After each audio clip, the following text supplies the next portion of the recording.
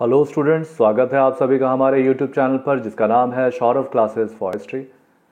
आज मैं जेपीएससी की मुख्य परीक्षा के लिए इतिहास विषय से तीसरा महत्वपूर्ण टॉपिक लेकर आप लोगों के सामने उपस्थित हूँ। आज जो हमारे अध्ययन का विषय है वह है सिंधु सभ्यता की विशेषताएं। तो चलिए इस विषय को प्रारंभ करते हैं। सिंधु सभ्यता की मुख्य विशेषताओं का वर्णन करें। सिंधु सभ्यता विश्व की प्राचीन सभ्यताओं में सर्वाधिक महत्वपूर्ण है।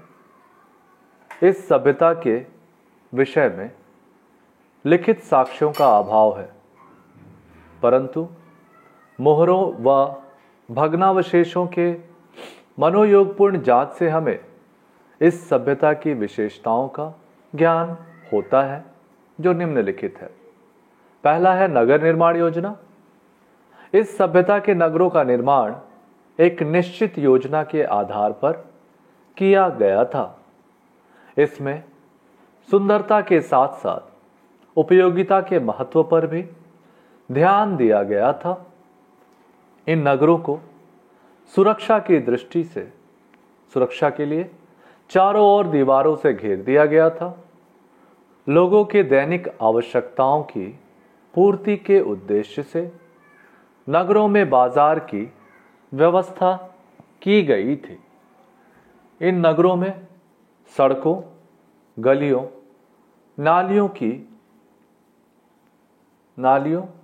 भवनों, इमारतों आदि के निर्माण हेतु पकी हुई ईंटों का प्रयोग किया जाता था। नगरों की सड़कें लंबी, चौड़ी, सीधी थीं तथा एक दूसरे को समकोण पर काटती थी। साथ ही नगरों की सफाई हेतु भी व्यवस्था की गई थी तथा सड़कों के किनारे कूड़ेदानों का प्रबंध किया गया था। इसके नगरों की सड़कों के किनारे रोशनी की भी व्यवस्था की गई थी। अब हम इसके दूसरे पॉइंट भवन निर्माण योजना, नगर निर्माण देखा हमने, अब हम इसके भवन निर्माण योजना को देखेंगे। इस सभ्यता के भवनों का निर्माण भी एक सुनिश्चित योजनाबद्ध तरीके से किया गया था। प्रत्येक घर के बीच में एक आंगन होता था जिसके चारों तरफ कमरे बने होते थे। भवनों में रसोई घर, शौचालय एवं स्नानागार होते थे।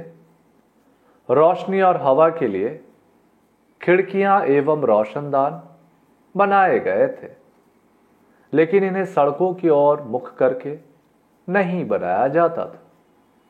भवन छोटे, बड़े, एक मंजिली तथा दो मंजिली होते थे। भवन के द्वार राजमार्गों की ओर न खुलकर गली के पीछे की ओर खुलते थे। भवनों की दीवारों में अलमारियों का निर्माण किया जाता था। इन भवनों में सीढ़ियों की भी व्यवस्था थी। इन भवनों का निर्माण सादगीपूर्ण तरीके से किया गया था तथा इसमें एक रूपता दर्शित होती है। साथ ही यहाँ के विशाल स्नानागार, अन्नागार तथा कई बड़ी बड़ी इमारतें भी निर्मित की गई थी। अब भवन निर्माण के बाद अब हम इनकी राजनीतिक व्यवस्था को देखेंगे। इस सभ्यता की राजनीतिक व्यवस्था पर इतिहासकारों में मतभेद है, लेकिन इतिहासकारों ने इसकी नगर निर्माण एवं भवन निर्माण योजना को देखते हुए यह अनुमान लगाते हैं कि इनकी राजनीतिक व्यवस्था अवश्य सुदृढ़ रही होगी। साथ ही साथ युद्ध शस्त्रों के अभाव देखते हुए यह अनुमान लगाया जाता है कि इन क्षेत्रों में शांति एवं सुव्यवस्था होगी तथा जनता आंतरिक एवं बाह्य खतरों से मुक्त होगी। अब हम इनकी चौथी महत्वपूर्ण विशेषता को देखेंगे, वह है सामाजिक व्यवस्था। हमें इसके सामाजिक वर्गीकरण की कोई स्पष्ट जानकारी उपलब्ध नहीं है, परंतु इनके खान पान, वस्त्राभूषण, आमोद प्रमोद, सौंदर्य प्रसाधन आदि पर काफी जानकारी प्राप्त हुई है। ये लोग विभिन्न प्रकार के अन्न, फल, सब्जी आदि उगाते थे। गेहूं, चावल, जौ उनका मुख्य भोज्य अन्न था। इसके अलावे वे पशुओं के मांस एवं दूध का प्रयोग करते थे। ये सूती तथा ऊनी दोनों प्रकार के वस्त्र पहनते थे। महिलाओं के साथ पुरुष भी आभूषण पहनते थे। मनोरंजन के लिए ये लोग खेल कूद, मछली पकड़ना, शिकार करना, संगीत, नृत्य आदि करते थे। सौंदर्य प्रसाधन के रूप में सुरमा, काजल, सिंदूर, पाउडर आदि का प्रयोग किया जाता था। अब हम इनकी पांचवी जो महत्वपूर्ण विशेषता है वह है इनकी आर्थिक व्यवस्था, उसको देखेंगे। इनका आर्थिक जीवन यापन कृषि, पशुपालन, व्यापार आदि द्वारा होता था। उनके उपकरणों से ज्ञात होता है कि ये लोग गेहूं, जौ, कपास, तिल, चावल आदि उपजाते थे। पशुपालन में ये गाय, भैंस, बकरी, सूअर, ऊंट, हाथी आदि पालते थे। इन पशुओं से ये मांस, दूध एवं यातायात संबंधी आवश्यकताएं पूरी करते थे। इन्हें सोना, चांदी, टीन, तांबा, कांसा, सीसा आदि धातुओं का ज्ञान था। ये लोग आंतरिक व्यापार के साथ साथ विदेशों से भी व्यापार करते थे। इनका व्यापार वस्तु विनिमय के माध्यम से होता था। इनमें नाप तौल की दशमलव पद्धति प्रचलित थी। नाप तौल के लिए पैमाना तथा बाटों का प्रयोग किया जाता था। छठी इनकी विशेषता देखेंगे, धार्मिक व्यवस्था।